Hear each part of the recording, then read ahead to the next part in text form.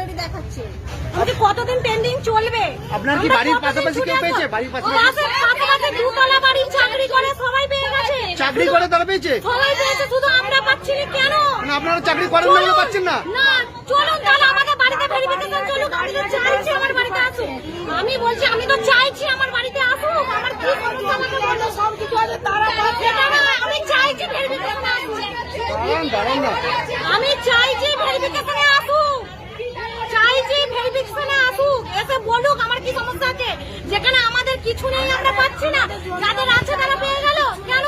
Video madam কি বললো? Video madam আসেনি, ভয় আসেনি, ভয় আসছে না। স্ট্যাটাসটা চেক করে বলুক আপনাদের